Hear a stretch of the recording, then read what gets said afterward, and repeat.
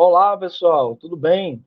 Pessoal, vou trazer aqui para vocês as primeiras 10 questões da nossa série, né, de mini aulões, né, para o Enem de Química, tá? Para o Enem de 2022, tá?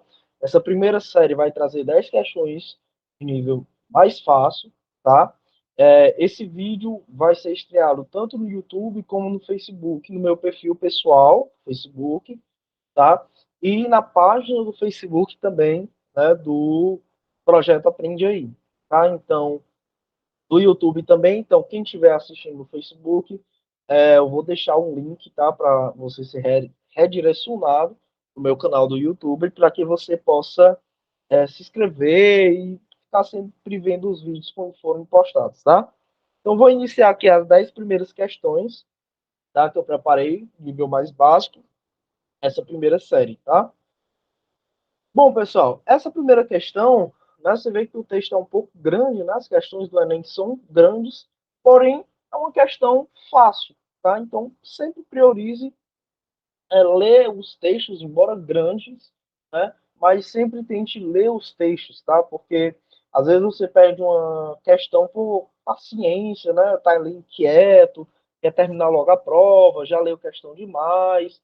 Então, sempre leia os textos, porque às vezes as questões são muito fáceis, tá? Então veja bem, olha o que diz a primeira questão. No final do século XIX, muitos cientistas estavam interessados nos intrigantes fenômenos observados nas ampolas de raios catódicos, que são tubos sob vácuo em que se ligam duas placas a uma fonte de alta tensão. Os raios catódicos passam através de um orifício no ânodo e continuam o percurso até a outra extremidade do tubo, onde são detectados pela fluorescência produzida, ou seja, pela luz produzida, ao chocarem-se com um revestimento especial, como pode ser observado na figura. Tá? É, medições da razão entre a carga e a massa dos constituintes dos raios catódicos mostraram que a sua identidade independe do material do cátodo ou do gás dentro das ampolas. Pergunta da questão é a seguinte: essa radiação invisível detectada nas ampolas é constituída por primeira coisa, esse experimento, né? Essa questão trata de um experimento de modelos atômicos, tá? Então, esse conteúdo trata de modelos atômicos. Nós estamos no conteúdo de modelos atômicos, tá? Esse experimento aqui é o experimento do tubo de raios catódicos, que comprovou, né, a existência de partículas subatômicas, como cátions, na verdade, como elétrons, como prótons, né? Tá certo? Então, nós estamos aqui, tá? Nesse período. Ele traz um contexto histórico, né, e tudo mais sobre esse experimento, mas o que interessa para essa questão é saber o quê? Qual é o nome dessa radiação invisível, tá? E que radiação invisível é essa? É são, na verdade, né? Para não matar aí o português, são os raios catódicos, tá? São os raios catódicos que falam na questão, tá? Esses raios eles são produzidos, né, quando nós temos tubos a vácuo, né, que são ligados por duas placas a uma fonte de alta tensão. Aí nós temos esses raios catódicos que passam através de um orifício, que é esse orifício aqui, tá? E são detectados lá na frente, que é onde a gente está vendo nessa região aqui, tá? Onde são detectados os raios catódicos. Então, esses raios catódicos são o quê? São ânions, são cátions, prótons, elétrons, partículas. Cara, se você não sabe, basta que você dê uma observada na imagem, tá? Olha só, e aqui na imagem ele coloca o seguinte: cátodo, e colocam uma grafia, né, um símbolozinho de negativo, de uma carga negativa. Então, o que seriam esses raios catódicos? seriam os elétrons, tá, pessoal? Então, esses raios catódicos nada mais seriam que os elétrons. Tranquilo? Questão fácil, bastava leitura e observação da imagem, ou você saber, quando você estudou lá o experimento dos tubos de raios catódicos, que raios catódicos são cargas negativas, são elétrons, tá? Então, questão bem fácil. Vamos passar para a segunda questão? Caramba, olha o tamanho dessa segunda questão. Pessoal, não se assustem, porque esses textos, eles nada mais são do que a resposta. Nos textos estão as respostas, tá? Então, tenham paciência, calma, né? Vocês já esperaram muito tempo, né, para chegar e fazer a prova, então, calma. Não tem ninguém tomando a prova da sua mão, né? Então, se não tem ninguém tomando a prova da sua mão, calma, leia o texto. Bom? Então, olha só. Antes da geração do céu, teremos que rever a natureza do fogo, antes da geração do céu, teremos que rever a natureza do fogo, do ar, da água e da terra. Primeiro, em relação àquilo a que chamamos água. Quando congela, parece-nos estar a olhar para algo que se tornou pedra ou terra. Mas quando derrete e se dispersa, esta torna-se bafo e ar. O ar, quando é queimado, torna-se fogo. E inversamente, o fogo, quando se contrai e se extingue, regressa à forma do ar. O ar, novamente, concentrado e contraído, torna-se nuvem e nevoeiro. Mas, a partir desses estados, se for ainda mais comprimido, torna-se água corrente. E de água torna-se novamente terra e pedras, e deste modo, como nos parece, dão geração uns aos outros de forma cíclica. O outro texto. Buscando compreender a diversidade de formas e substâncias que vemos no mundo, diversas culturas da antiguidade elaboram a noção de quatro elementos. Quatro elementos fundamentais, que seriam terra, água, ar e fogo. Essa visão de mundo prevaleceu até o início da era moderna, ou seja, da ciência moderna, quando foi suplantada diante das descobertas da química e da física. Do ponto de vista da ciência moderna, a descrição dos quatro elementos feita por quem? Por Platão, corresponde ao conceito de. Certo? Beleza. Pessoal, nós estamos mais ou menos ainda, tá? Em atomística, no estudo dos modelos atômicos, tá? É importante que vocês saibam, esses dois textos aqui são textos de Platão, tá? Textos de Platão, que fala sobre os quatro elementos: ar, água, terra e fogo. Outros filósofos gregos, foram Aristóteles e Empédocles, também falaram sobre esses quatro elementos. E eles traziam que esses quatro elementos eram os elementos fundamentais para a origem da vida, para a origem de tudo que existe. Tá? Ou seja, seriam partículas elementares ou forças fundamentais para que tudo existisse. Certo? Então, assim, pessoal, se você estudou ou lembrou disso, beleza, só que não responde a questão. Ou se responde, responde errado. Por quê? Ele está querendo saber a descrição dos quatro elementos, não dessa teoria dos quatro elementos de Aristóteles e Empédocles, que falavam que esses quatro elementos eram a força fundamental para que as coisas, ou as quatro partículas, os quatro elementos fundamentais para que tudo acontecesse, que ficou conhecido como losango dos quatro elementos ou teoria dos quatro elementos. Nesse caso, ele quer saber o quê? Ele quer saber a descrição dos quatro elementos por Platão. O que ela significa? Está tudo no primeiro texto da questão. Quando ele começa a falar, pessoal, observe o seguinte, ó. Bem aqui, ó. Primeiro, em relação àquilo que chamamos de água. O que na cabeça de Platão ele enxerga na água? Quando congela, parece terra. Quando derrete, parece bafo e ar. O ar, quando é queimado, o ar, quando é queimado, torna-se fogo.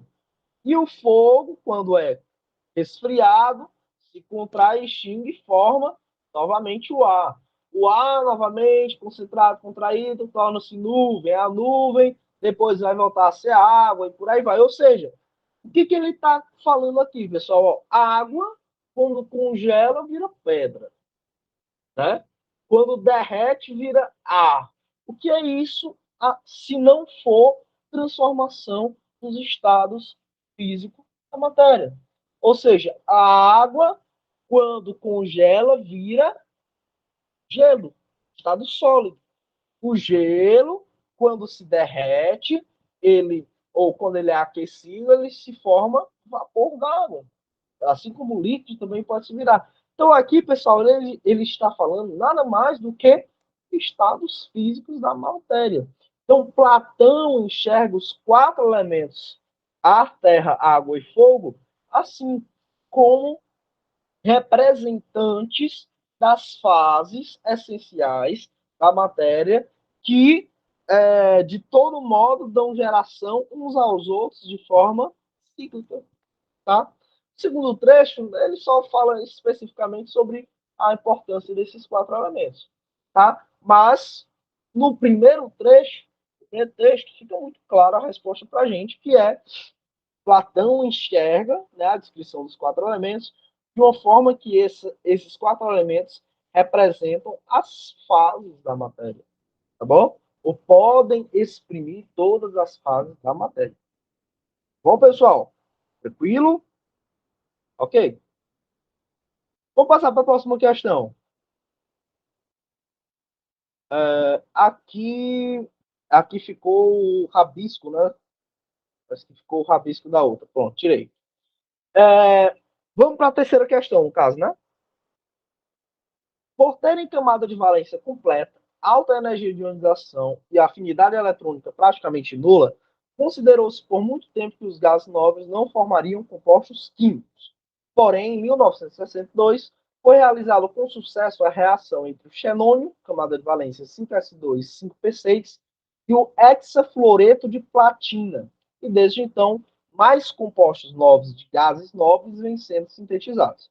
Tais compostos demonstram que não se pode aceitar acriticamente, ou seja, simplesmente aceitar a regra do octeto, na qual se considera que, numa ligação química, os átomos tendem a adquirir estabilidade, assumindo a configuração eletrônica de gás nobre. Dentre os compostos conhecidos, um dos mais estáveis é o difluoreto de xenônio, no qual dois átomos do halogênio flúor, que tem a camada de valência 2s2 2p5, se ligam covalentemente ao átomo de gás nobre para ficarem com 8 elétrons de valência. Ao se escrever a fórmula de Lewis do composto de xenônio citado, quantos elétrons na camada de valência haverá no átomo do gás nobre? Entendeu alguma coisa? Não? Então deixa eu te explicar. Essa questão está falando sobre o quê? Sobre gases nobres. No começo da questão, o que é dito? O que é falado nesse texto? É falar a seguinte coisa. Antigamente, o que são os gases nobres? Os gases nobres são os elementos da família 8A. Todo mundo sabe que os elementos da família 8A têm quantos elétrons na camada de valência? 8 elétrons, com exceção do hélio, que possui 2 elétrons na camada de valência. Tranquilo. Todos esses elementos da família 8A, que são os gases nobres, eles são estáveis eletronicamente. Ou seja, eles não, antigamente, pensava-se que eles não faziam ligações químicas. Com o passar dos estudos, foram percebendo que, embora eles tivessem essa estabilidade eletrônica, eles faziam sim ligações químicas. E aí ele dá o exemplo de quem? Ele dá o exemplo do difluoreto de xenônio, tá? O que é o difluoreto de xenônio? É um xenônio fazendo ligação com dois fluoretos, ou seja, difluoreto, dois fluos, com um xenônio, tá, pessoal? Então, o que acontece, né, nessa questão aqui? Ele quer saber quantos elétrons o xenônio, que já tem 8, né, na camada de valência, está aqui a camada de valência do xenônio, O que vai acontecer quando ele se ligar a dois flúors? Ou seja, quantos elétrons ele vai ficar na camada de valência quando ele se ligar a dois flúors? Ou seja, quando ele fizer essa ligação do difluoreto. Lembrando que o flúor está aqui a camada de valência dele. O flúor tem 7 elétrons na camada de valência. O flúor ele faz uma ligação química, né, para ficar estável eletronicamente, seguir a regra do octeto. Ele tem 7, 2 mais 5, 7. Se ele ganha 1 ou compartilha 1, o que acontece? Ele fica com 8. E é isso que acontece. Só que aqui, pessoal, são difluoretos, são dois fluoretos, ou são dois flúors se ligando a um xenônio. Então, observe essas situações que eu vou trazer para vocês. Ó. O xenônio possui quantos elétrons na camada de valência? 8. Isso já foi dito na questão. Numa ligação covalente, que é o que diz, a questão diz que a ligação entre o xenônio e o flúor se dá através de uma ligação covalente, os dois elementos envolvidos, tanto o xenônio como o flúor, a cada elétron compartilhado, os dois ganham. Então, por exemplo, o xenônio compartilha um elétron com o flúor. O flúor tinha 7, fica com 8. O xenônio tinha 8, fica com 9. Só que isso acontece duas vezes, porque é difluoreto. Então, veja, ó, se o xenônio tem 8 elétrons e ele vai compartilhar 2 elétrons com dois flúors diferentes, o que vai acontecer? Ele tem 8 elétrons, vai compartilhar 2 elétrons, porque são dois flúors distintos, e vai ficar no final com 10 elétrons na sua estrutura, né? Na sua eletrosfera, na sua região onde os seus elétrons estão presentes. Tá tranquilo?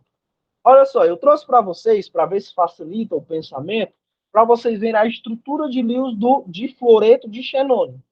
O difluoreto de xenônio está aqui. Dois flúors, cada flúor tem quanto? São difluoreto, então dois flúor.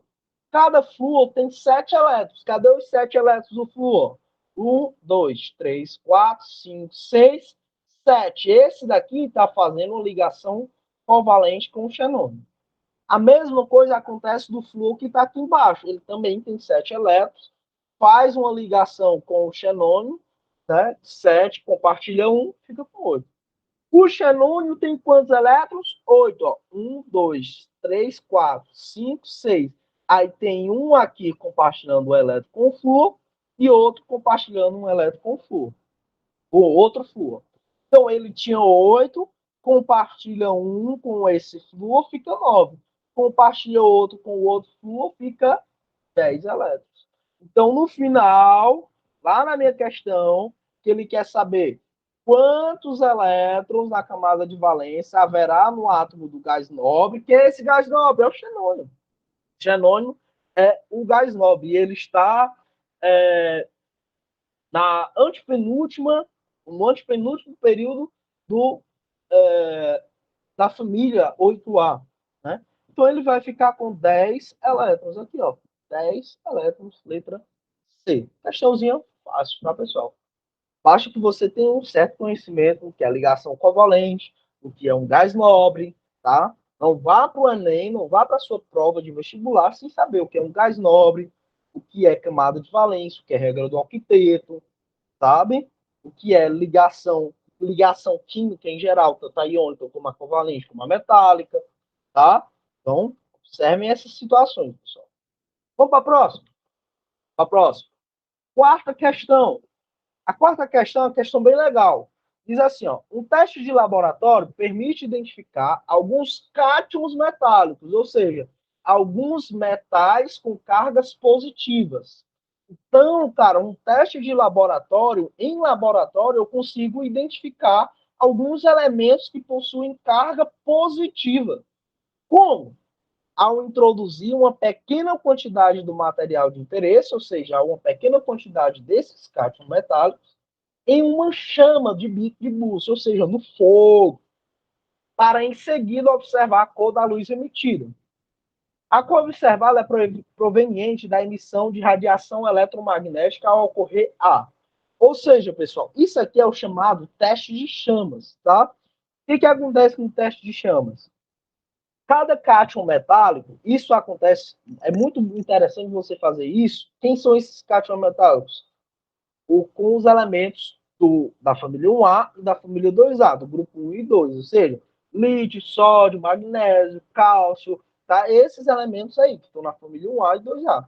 Então, se você pega um elemento desse, sólido, e mistura, aí você forma um sal dele, tá? Você, por exemplo, pega o cloreto de sódio, pega o cloreto de magnésio, pega o cloreto de potássio, e bota cada cloreto desse em uma luz, em um bico de bússola, ou seja, numa chama, você vai observar uma cor diferente de chama. Olha só, é assim que acontece. Por exemplo, você pegar o cloreto de potássio, vai formar essa corzinha se você largar fogo lá. Cloreto de estrôncio, o cloreto de cobre, de sódio, de boro, de lítio. Tá? É disso aí que está falando. Agora, por que essa diferença de cores acontece e por que essas cores diferentes ocorrem? É o que quer a questão saber. Letra A, mudança da fase sólida para a fase líquida do elemento metálico? Cara, nada a ver. O elemento não muda de cor, a chama do elemento, do sal, não muda de cor, né? Porque o cloreto de potássio, que é um sal, cloreto de sódio, outro sal, cloreto de magnésio, outro sal, cloreto de cálcio, magnésio. Então, a chama desses sais que formam esses cátions metálicos não vai mudar porque está mudando o estado físico. Vai mudar porque ocorre combustão dos cátions metálicos provocados pela molécula de oxigênio da atmosfera? Não, também não tem nada a ver. Diminuição da energia cinética, cara, daqui você já mata essa. Porque se você está colocando ele em fogo, ou seja, você está aquecendo, como é que a energia cinética diminui? Não, tá? Transição eletrônica de um nível mais externo para outro mais interno na eletrosfera atômica. Promoção dos elétrons que se encontram no estado fundamental de energia para níveis mais energéticos. Então, pera lá um pouquinho, pessoal. Aqui nós temos dois itens opostos. Um item diz o seguinte: se eu pegar um elétron que esteja no nível 2 de energia, que essa é a letra D, e colocar ele para o nível 1, é por isso que ocorre a emissão dessa luz de cor diferente. Se eu pegar, aí o que diz a letra E? Se eu pegar um elétron que esteja no nível 1 e coloque ele para o nível 2, é por isso que acontece a emissão dessa luz. Qual que é o certo? Pessoal, segundo o modelo atômico de Bohr, quando você tem um elétron no nível mais externo e ele entra para o nível mais interno, acontece a emissão de luz. Então, o modelo atômico de Bohr, o T4 Bohr, né, diz exatamente o que está descrito no item T, que quando você tem, ou seja, trazendo para o nosso exemplo, se o elétron estiver no nível 2 e ele cair para o nível 1, vai sair uma luz. Tá? Se ele estiver no nível 4, cair para o nível 3, vai sair uma luz. Porque quando você sai de um nível mais externo para um nível mais interno de energia, o que acontece? Você perde energia. Na forma de quê? De luz. É isso que diz o modelo atômico de Bohr. E essa questão, a letra correta é a letra D, exatamente porque no modelo de Bohr está prescrito, está previsto isso. Certo, pessoal? Tranquilo. Próxima questão. Vai de novo, né? Questão um pouco grande, né? Mas também fácil. Todas as questões que eu trouxe para vocês aqui são todas fáceis. Ó, em 1808, Dalton, modelo atômico de Dalton. Então você já lembra aí, modelos atômicos.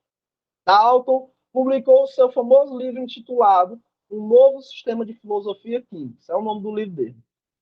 No qual continha os 5 postulados que serviu como alicerce da primeira teoria atômica da matéria fundamentada no método científico. Esses postulados são numerados a seguir.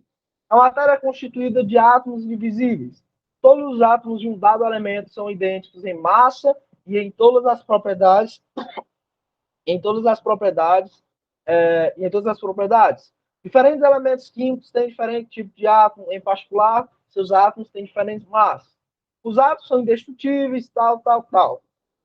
Os átomos de elementos combinam com átomos de outros elementos em proporção de números inteiros pequenos para formar compostos. São os postulados de Dalton, 5 postulados de Dalton, tá? Após o modelo de Dalton, outros modelos baseados em outros dados experimentais evidenciaram, entre outras coisas, a natureza elétrica da matéria, a composição e a organização do átomo e a quantização, ou seja, a energia quantizada no modelo atômico. Com base no modelo atual que descreve o átomo, qual dos postulados de Dalton ainda é considerado correto? Ok.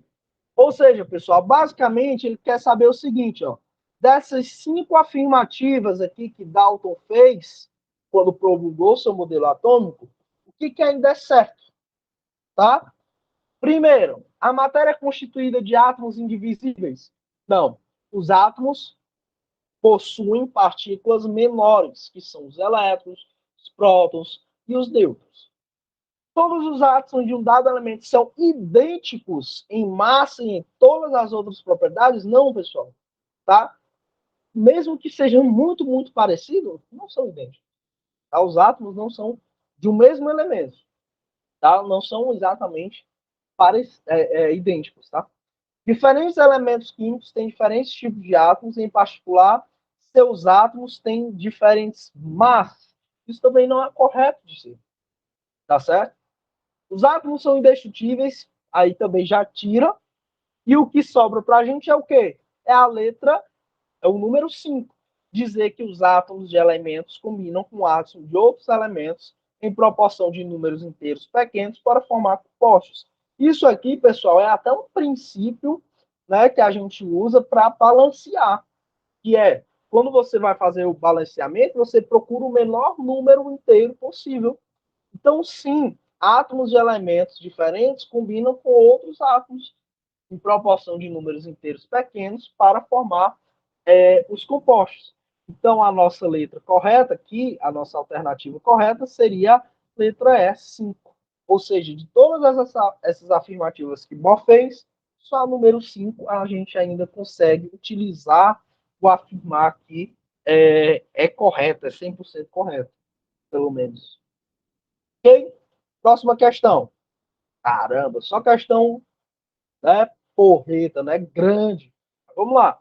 O cádmio presente nas baterias pode chegar ao solo quando esses materiais são descartados de maneira irregular no meio ambiente ou quando são incinerados. Diferentemente da carga metálica, os íons cádmio 2+, são extremamente perigosos para o organismo, pois eles podem substituir íons de cálcio 2+, ocasionando uma doença degenerativa nos ossos, tornando-os muito porosos e causando dores intensas nas articulações. Podem ainda inibir enzimas ativadas pelo cádmio de zinco 2+, que são extremamente importantes para o funcionamento dos rins. A figura mostra a variação do raio de alguns metais em seus respectivos cádmios. Então, olha só. Vamos concentrar para ver o que a questão está dizendo, tá? A questão está dizendo o seguinte, ó. Que o cádmio, que é presente nas baterias, ele pode substituir, por exemplo, o cálcio 2+, tá? No nosso organismo. Quando ele substitui o cálcio 2+, o que ocasiona? Ocasiona uma doença degenerativa nos ossos. Ele pode ainda inibir enzimas ativadas pelo zinco 2+, ou seja, o cádmio 2+, pode inibir enzimas de zinco 2+, que são ativadas pelo zinco 2+, que são importantes para o funcionamento do rim. Ou seja, esse cádmio, é bom ou é ruim? Fica a pergunta aí para vocês, né? Então, olha só, com base no texto, a toxicidade do cádmio. Então, o cádmio é ruim, cara. Se ele faz com que, se ele pode substituir cálcio, ocasionando doença, e se ele pode acabar com enzimas que são ativadas pelo zinco 2+, que ajudam no rim, o cádmio é tóxico. em sua forma iônica. Então, qual é a explicação? Aí ele pede para a gente analisar isso aqui, ó. Tá?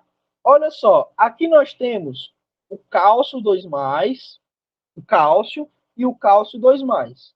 Nós temos o sódio 2+, o cádmio e o cádmio 2+. Aí nós temos o alumínio e o zinco, tá? O que vocês observam, pessoal? De todos esses elementos aí, isso aqui é uma representação do raio atômico deles, tá? Só observa que o raio atômico aqui do cálcio, por exemplo, é de 100 e o do cádmio é de 103, o do sódio é de 102. Então, os raios atômicos deles são muito parecidos, são muito próximos. Essa toxicidade do cádmio, então, é devida ao quê? Apresentar baixa energia de ionização, o que favorece a formação do íon e facilita sua ligação a outros exemplos. Cara, para você saber isso daqui, basta que você consulte uma tabela periódica. Você vai ver que a energia de ionização do cádmio não é tão baixa assim, tá? Não é tão baixa.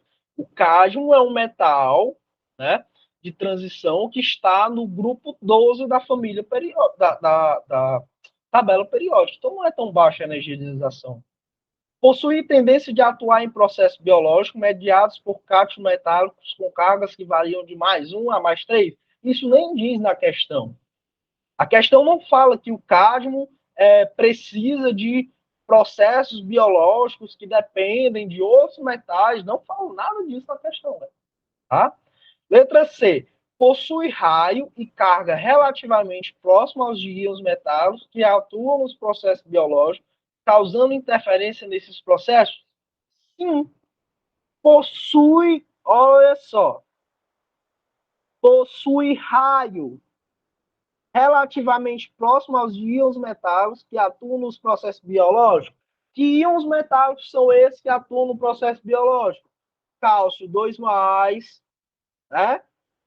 Cálcio, que está nos nossos processos biológicos, e o zinco 2+, que também está nos nossos processos biológicos. Então, a toxicidade do cádmio pode estar ligada à questão que o raio atômico dele, aí a gente vem aqui, ó, o cádmio, tá aqui o raio atômico dele, ó, é muito próximo ao do cálcio e ao do zinco. São muito parecidos os tamanhos. O outro que ele fala é que a carga também é relativamente próxima. Cara, qual é a carga do cádmio? Carga do cádmio, que é colocado na questão, é cádmio 2+. Né? Tá aqui bem aqui, ó. Ele diz cádmio 2+. E os outros íons metálicos que estão aí? Cálcio 2+, zinco 2+. Então, a carga deles é a mesma, 2+.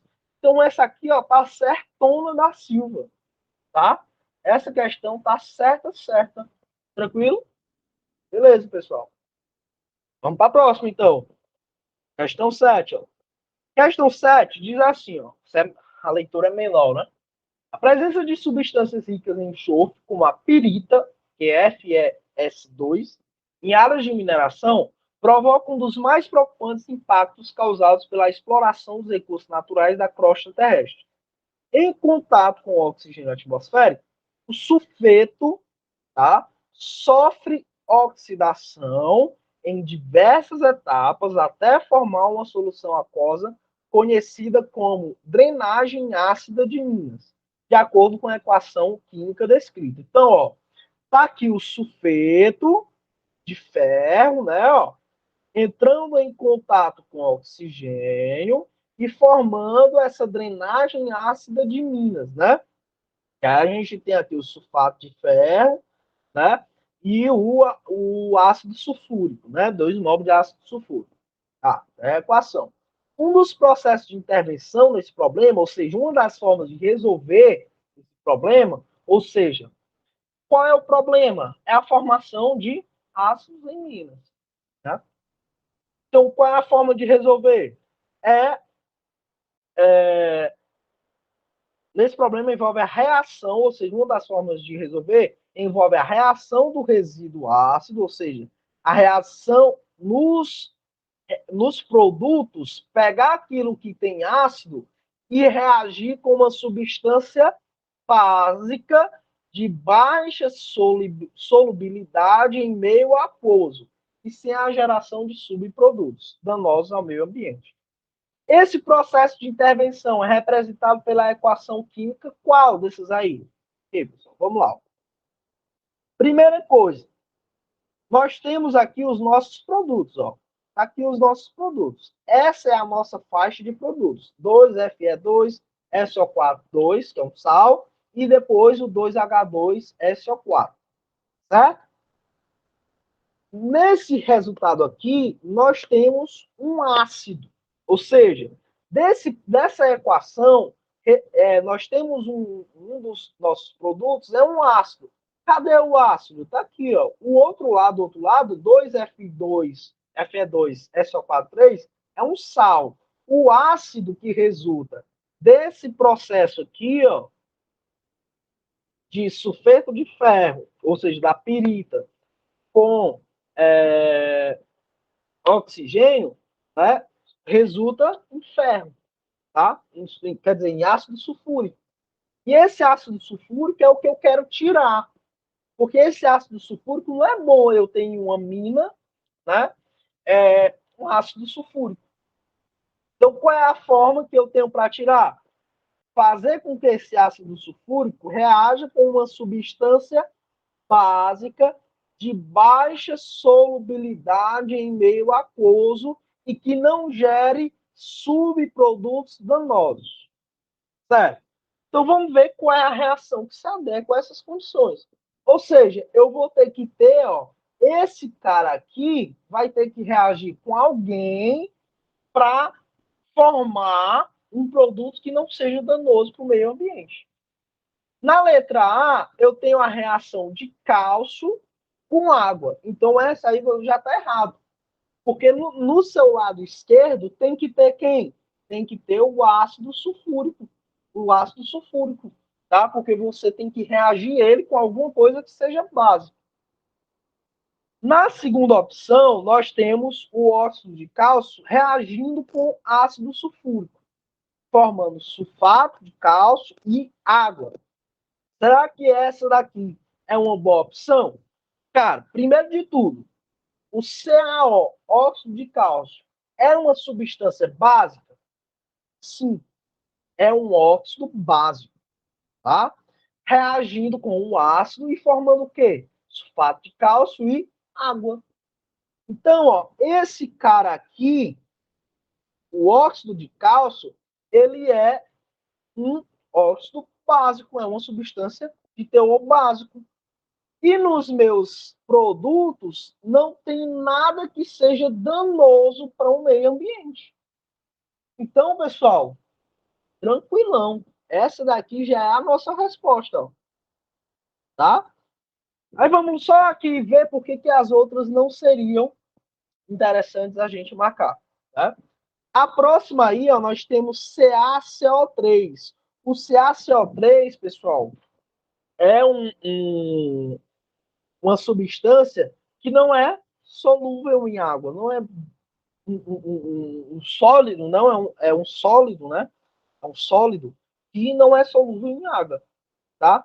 Além disso, olha quem é que ele está formando aqui nos produtos: gás carbônico, que é prejudicial para o meio ambiente. Então aí já não cola. Aqui, ó, pessoal, nessa reação nós temos também, né, o sulfato de cálcio, bem interessante. E nós temos a formação de 2 mols de H+, além de 2SO4, né?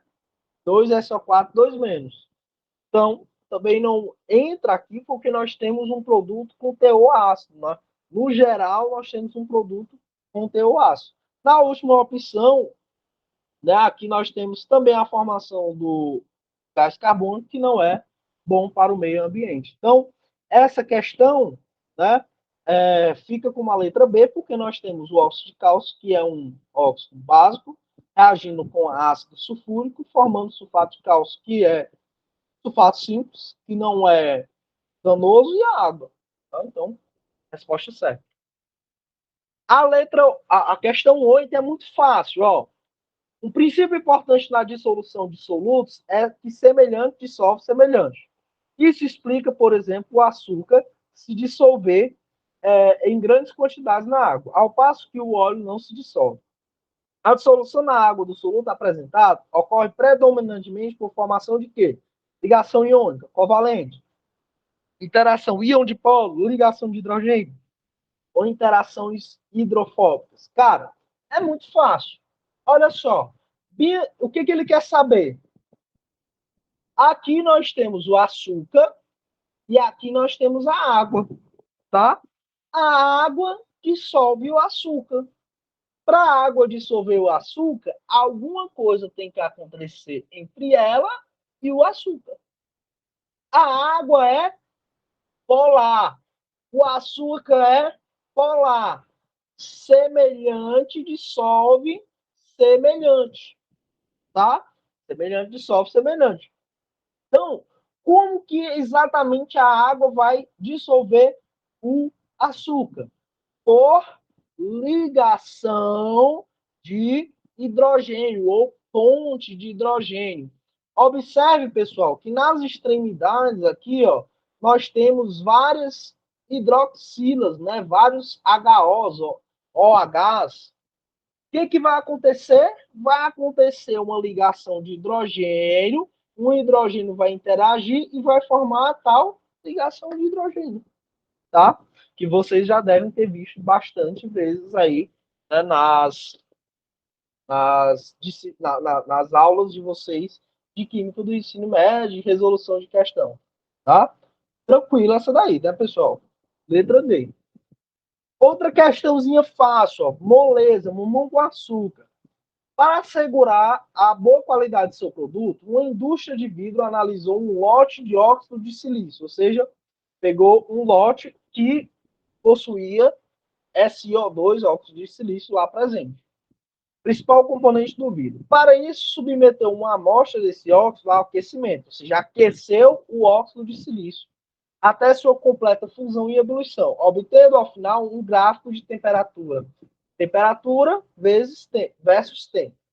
Após a obtenção do gráfico, o analista concluiu que a amostra encontrava-se pura, tá?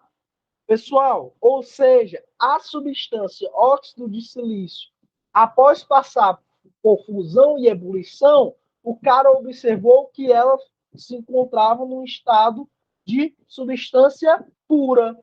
Qual é o gráfico desses aí? Só faltou a letra A, B, C e D, né? E a letra E. Mas qual é o gráfico desses aí que representam uma substância pura? Pessoal, gráfico de aquecimento, substância pura possui ponto de fusão constante e ponto de ebulição constante, ou seja, eles não variam, tá? Então, olha só, ele diz que a temperatura de fusão é 1.600 e a temperatura de ebulição 2.230. Então, tá aqui, ó, ponto de fusão, ou temperatura de fusão e de ebulição. Só que essas temperaturas, ó, elas estão inclinadas, então elas estão variando. Não pode ser uma substância pura se variar, tá? Essa outra aqui, ó, você vê que a temperatura de fusão é a inicial, então nem entra, né, cara?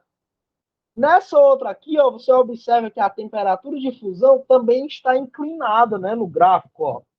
Temperatura de fusão, quando varia, não é uma substância pura, tá? Agora, aqui não, ó.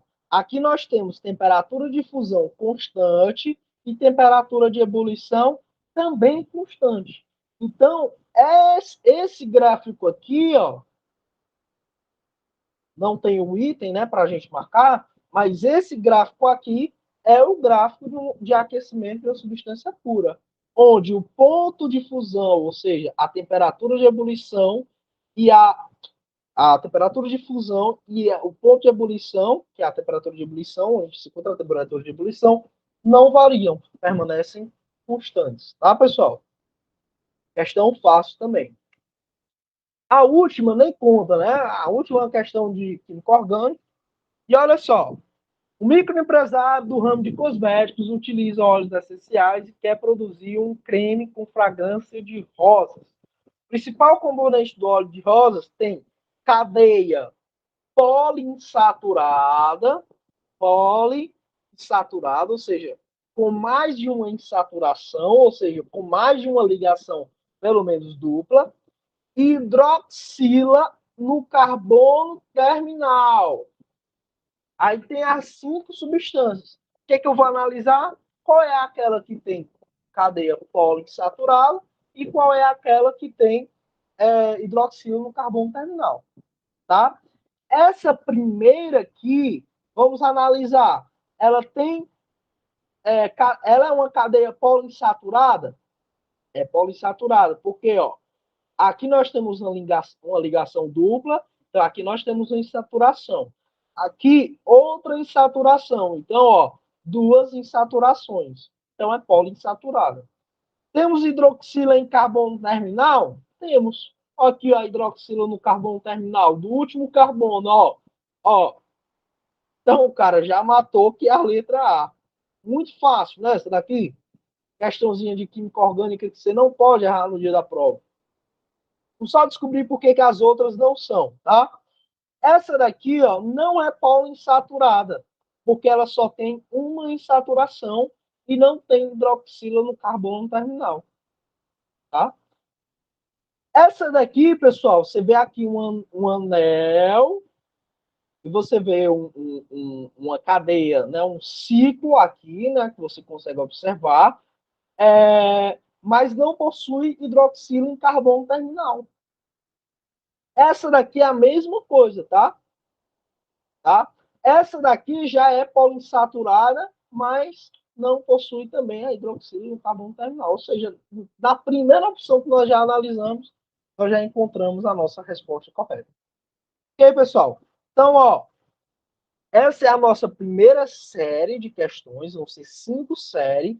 Essas aqui são as primeiras 10 questões que eu preparei para vocês revisarem os conteúdos de química, tá? Você vê que a gente passou um pouquinho, principalmente química de primeiro ano, química de segundo ano, química de terceiro ano, algumas questões de química orgânica, algumas questões de química inorgânica, algumas questões. Quando eu falo assim, orgânica, química inorgânica, o que, é que eu estou falando? Algumas questões que envolvem compostos de carbono, outras que envolvem sais, óxidos, ácidos, transformação de estado físico e tal, tá bom? Na próxima série de questões, eu vou trazer algumas questões mais voltadas para a físico-química, que são aquelas questões que vocês estudam os assuntos no segundo ano do ensino médio, ok? Então, bom, pessoal, espero que vocês tenham gostado, tá? Inscrevam-se no canal do YouTube, que eu vou deixar o link aqui para o pessoal do Facebook. Então, inscrevam-se lá, acompanhem os vídeos, coloquem seus comentários, se tiverem alguma dúvida, críticas também, tá? Então, e compartilhem o nosso material, tá? Para que as pessoas que, às vezes, o importante desses materiais aqui é principalmente para aquelas pessoas que não conseguem ter um bom acesso, o acesso fácil à escola, acesso fácil a cursinhos, né, e tudo mais, para poder estudar. Então, do celular você já consegue, né, fazer esse processo de aprendizado aí para o seu vestibular e para a prova do Enem de domingo, ok? Então, pessoal, valeu, até o próximo vídeo da série de questões para o Enem. Beleza? Valeu, tchau, tchau.